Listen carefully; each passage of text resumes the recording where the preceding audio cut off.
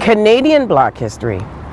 Why is it important? It's because, you know why it's important?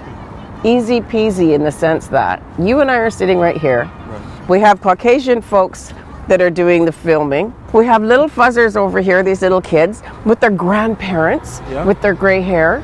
We have kids in strollers. We have all these people.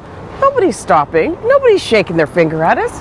Nobody's doing anything. Right. This, which is happening right now, is powerful. Happy Black History Month, Canada. My name is Akila Newton, and I'm the founder and executive director of Overture with the Arts.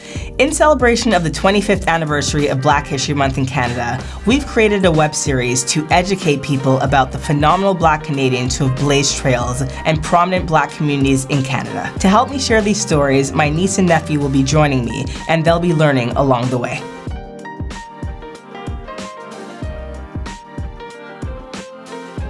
Today I want to tell you about Emery Barnes, a man of many firsts. During our trip to Vancouver last February, Uncle Emery and I met his daughter Constance at his park, Emery Barnes Park, and it's a beautiful park. She rode up on her motorcycle. She's a really cool woman. And we looked over first, we were like, that's not her, is it? And then you went, oh yeah! And I was like, oh, that's me.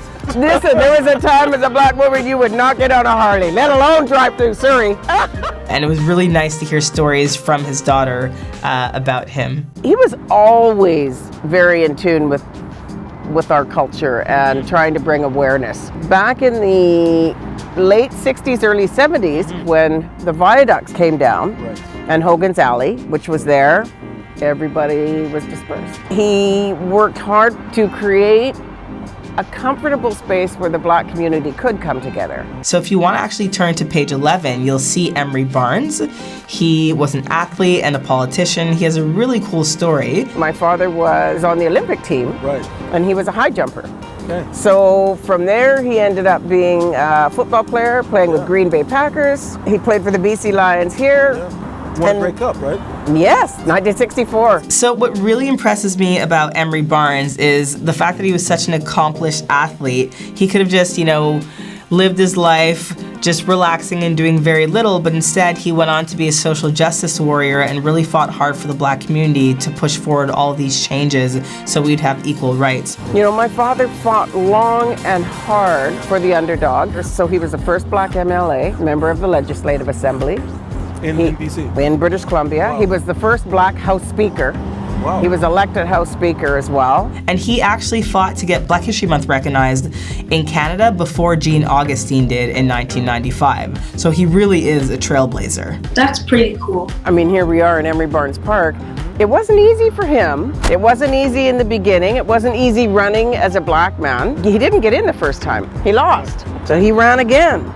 And once he got in, here's a guy that actually went on welfare to prove you can't live on welfare. And he lived in the downtown east side and lost 60 pounds.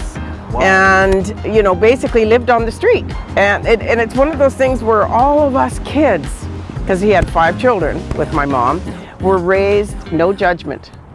Like, who are we to be judging anybody? And I just think it's so incredible that his daughter's continuing his legacy. In 2008, she was elected to the Vancouver Board of Parks and Recreation.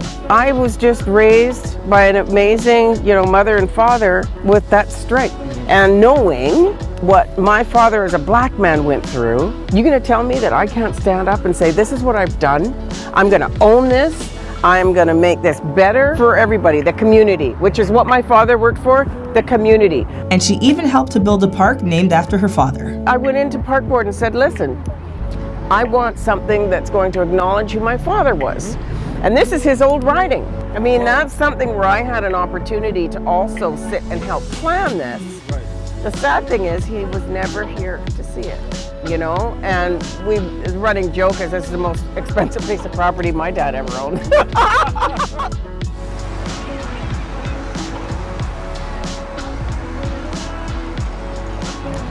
No, thank you so much. It's my pleasure. You're great. It's all right. Well, thank you. It's good. And you're doing good work. Let us continue to celebrate these incredible stories and phenomenal people because Canadian Black history is Canadian history, and it's only through education that we will go beyond February.